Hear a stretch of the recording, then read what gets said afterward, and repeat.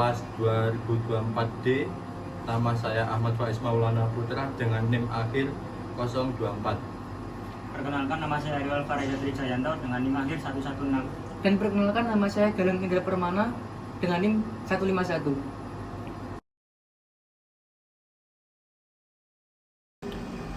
Di sini saya akan memaparkan hasil diskusi saya dengan kelompok saya.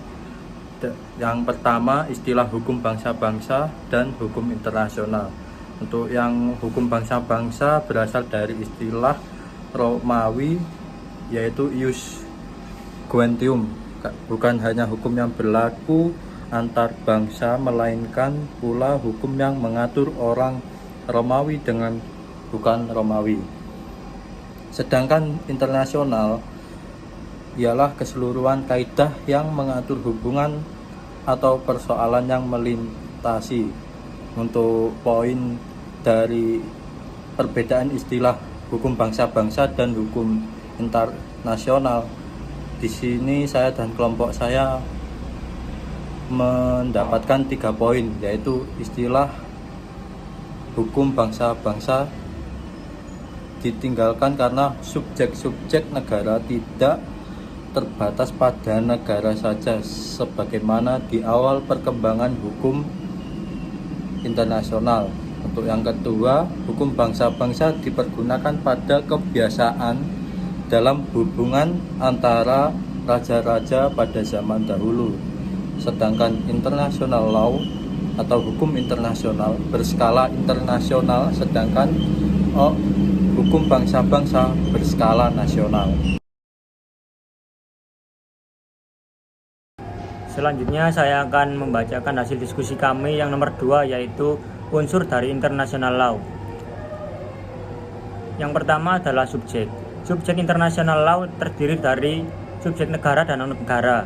Subjek non-negara contohnya, yang pertama individu, yang kedua Tahta Suci Vatikan, yang ketiga Palang Merah Internasional, yang keempat organisasi internasional, yaitu contohnya Perserikatan Bangsa-Bangsa atau PBB dan ASEAN. Selanjutnya yang nomor 5, contoh dari subjek non-negara internasional law, yaitu pemberontak. Unsur internasional law yang kedua yaitu asas. Yang pertama asas teritorial, yang kedua asas kebangsaan, dan yang ketiga Pacta Sunt Servanda, yaitu berasal dari bahasa Latin yang artinya perjanjian harus ditepati atau dihormati. Unsur internasional law yang ketiga yakni sumber. Yang pertama perjanjian internasional, yang kedua kebiasaan internasional, dan yang ketiga keputusan pengadilan.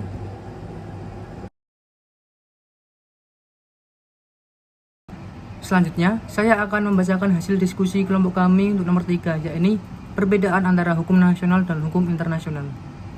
Hukum nasional dan hukum internasional memiliki perbedaan dari segi subjek, sumber, hakikat, hubungan, dan juga kekuatan hukum yang mengatur.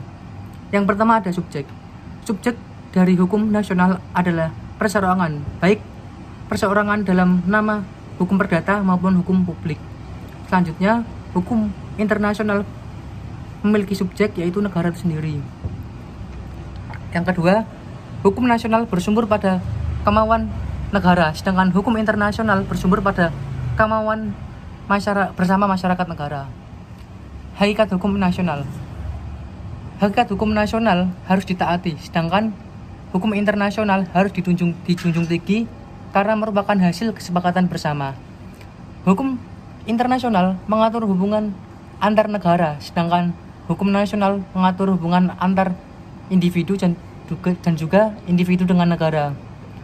Mengenai kekuatan hukumnya, hukum nasional memiliki kekuatan hukum mengikat dibandingkan dengan hukum internasional yang lebih bersifat mengatur hubungan negara secara horizontal. Sekian pemaparan hasil diskusi dari kelompok kami. Terima kasih. Wassalamualaikum Warahmatullahi wabarakatuh.